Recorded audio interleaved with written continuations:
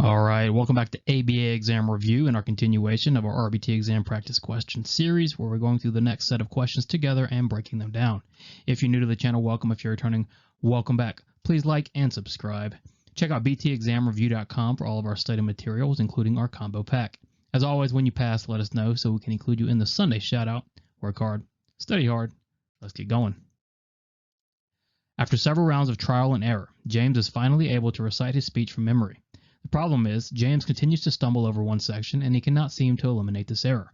If James's behavior is under the control of this error and is reinforced by continuing on with the speech, how might you go about transferring stimulus control? This is a stimulus control transfer question, obviously. The question is directly asking about transferring stimulus control.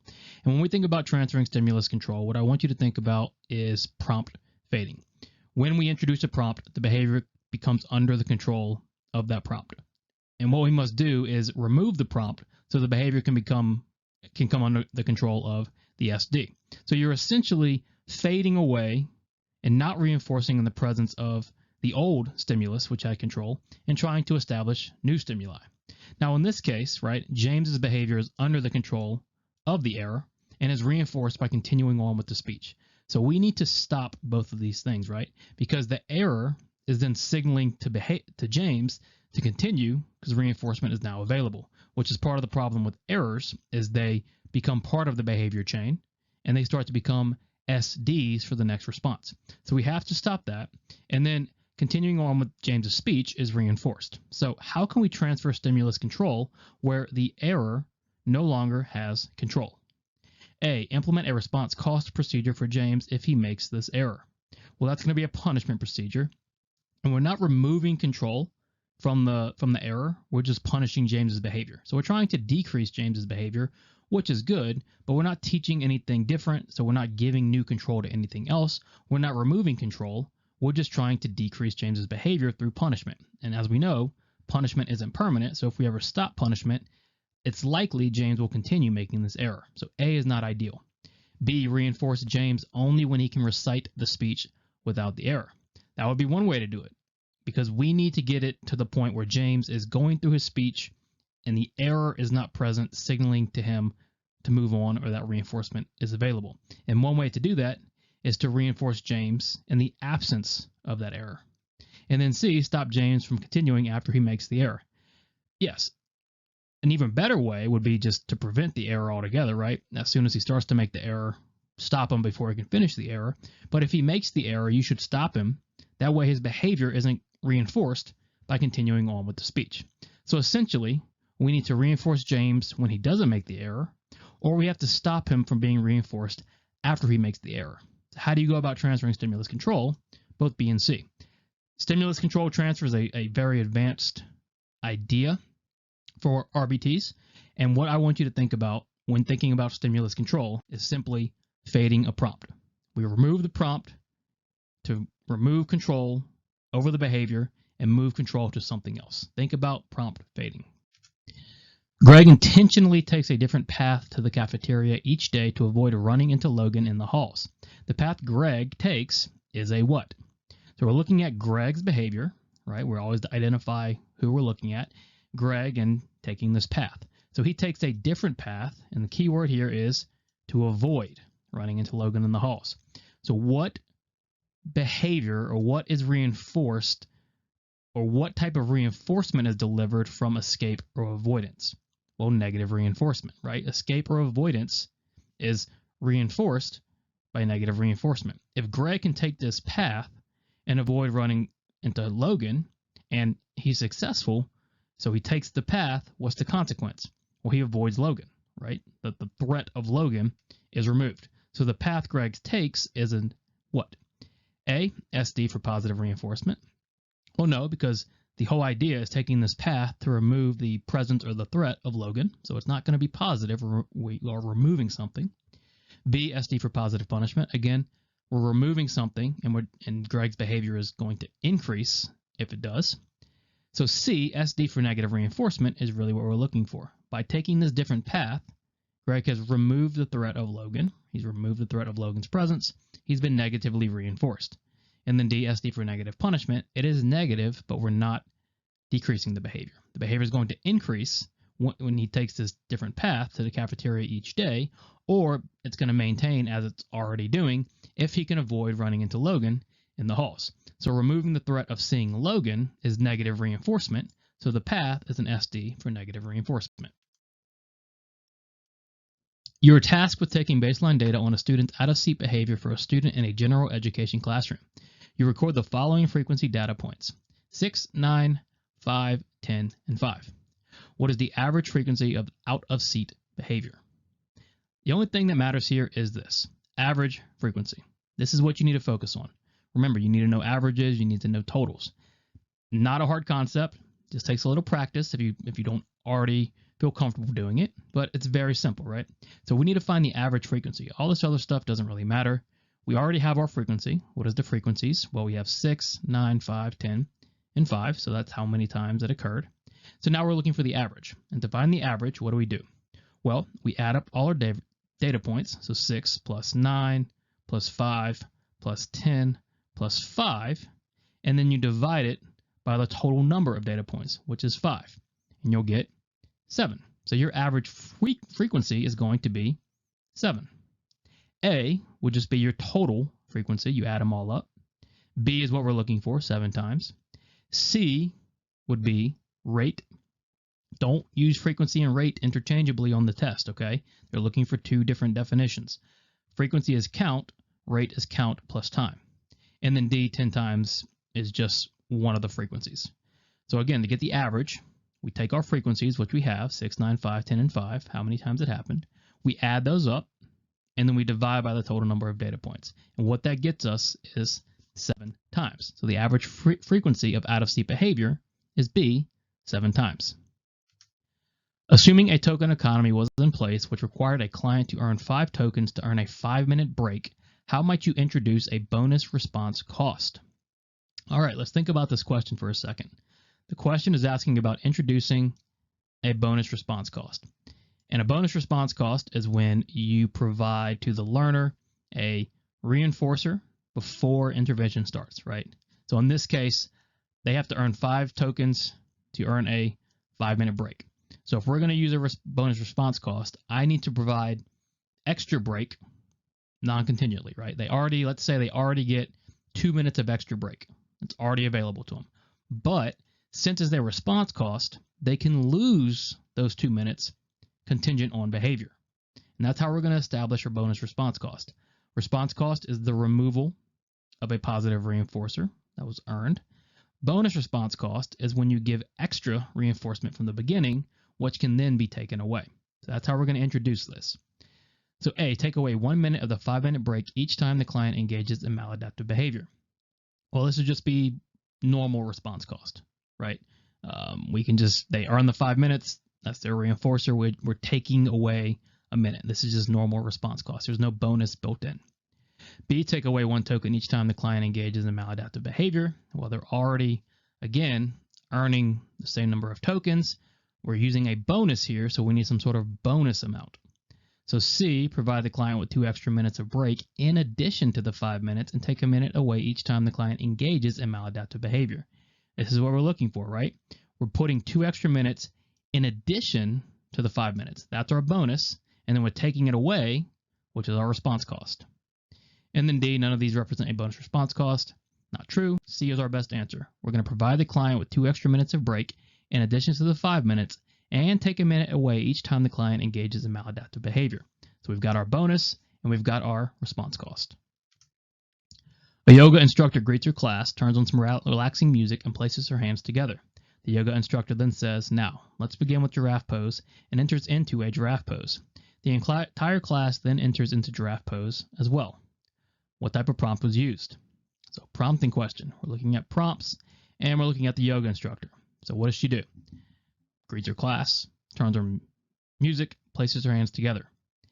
She then says, "Now, let's begin with giraffe pose," EST, enters into giraffe pose, and then the class enters into giraffe pose as well. So the class entering into giraffe pose is the response. The SD is, "Now let's begin with giraffe pose."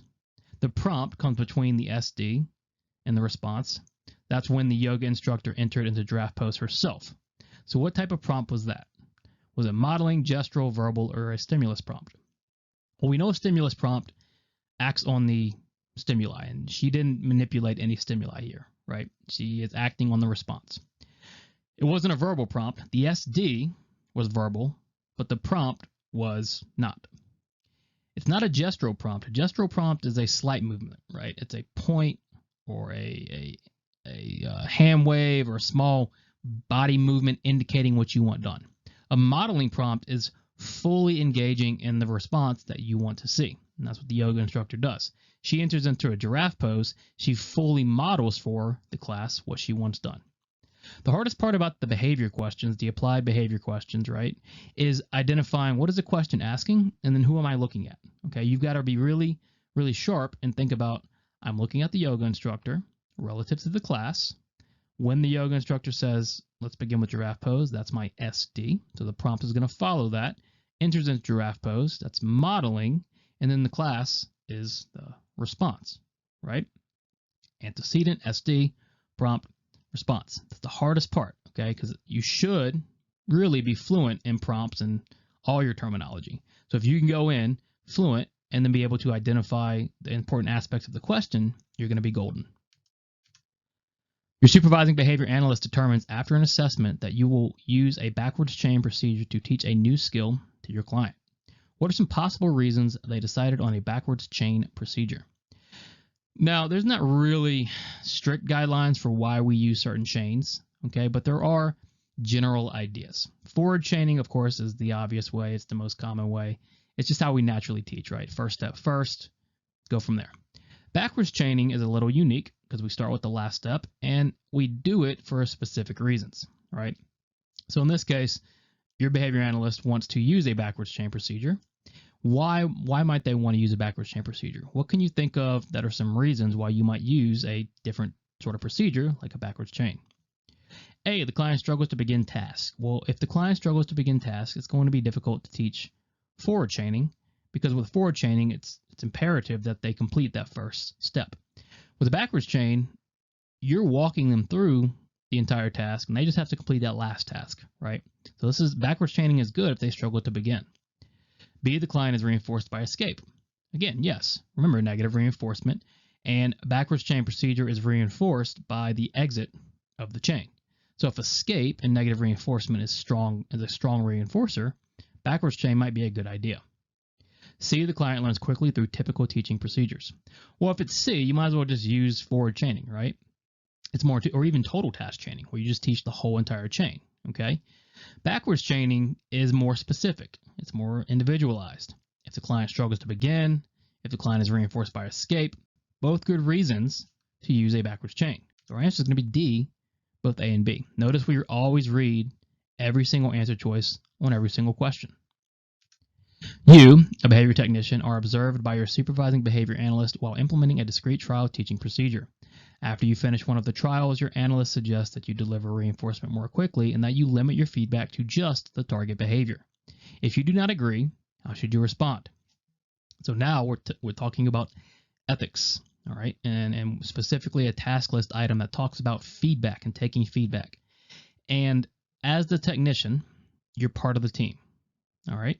But the supervising analyst is responsible for the case and they're responsible for training you.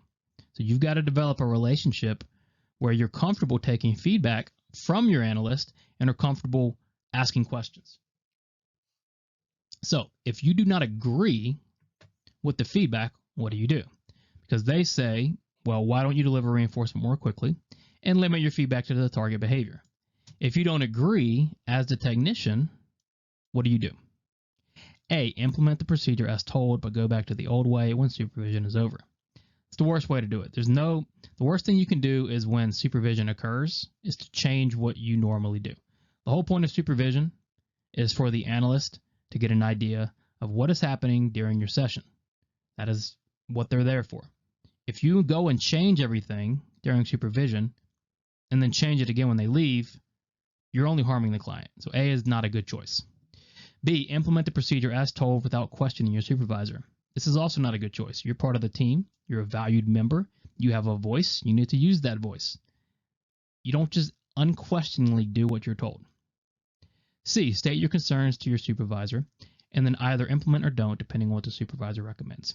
C is what we're looking for. You state your concerns, you say why don't you agree, and then if they say, well, I want you to try it, you try it anyway.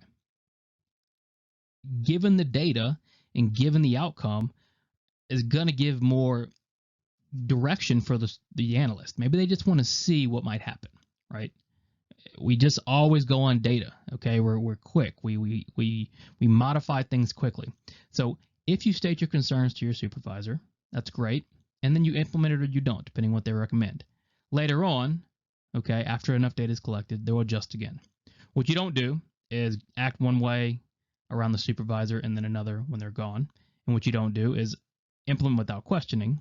You're part of the team, state your concerns, and then implement or don't, depending on what they recommend.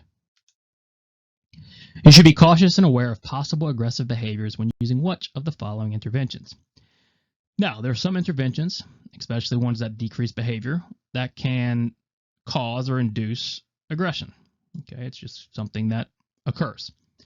Punishment, induced aggression, very common. Okay, so A, absolutely. If we're going to use punishment, we've got to be aware of counter control, where the learner attempts to take back control from the teacher. We've got to be aware of new behaviors occurring as a result of aversives being provided or implemented. Punishment, absolutely. B, extinction. Extinction-induced aggression is also a thing. Think about extinction.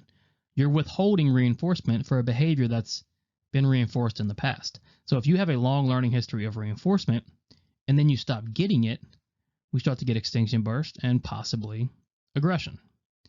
And then C, schedule thinning. Well, schedule thinning is in its own form sort of like extinction that's not permanent. And how so? Well, if I have a FR2 schedule, so every 2 responses I get reinforced, and then I thin the schedule to an FR5, well, now I'm getting reinforced after 5 responses. So I'm used to getting reinforced after 2. Now I've got to get to 5. So response 3 and 4 are going to feel a lot different. They haven't gotten reinforcement yet. So it's almost a form of extinction, right? That isn't actually permanent extinction. Either way, you're still withholding reinforcement. So if you're going to use punishment, extinction, or schedule thinning, you really need to be aware of the possible side effects of aggressive behavior. Awesome. Thank you so much for watching. Please like and subscribe. As always, check out btexamreview.com for all of our study materials, including our combo pack. Let us know when you pass so we can include you in the Sunday shout-out. Work hard, study hard. See you soon.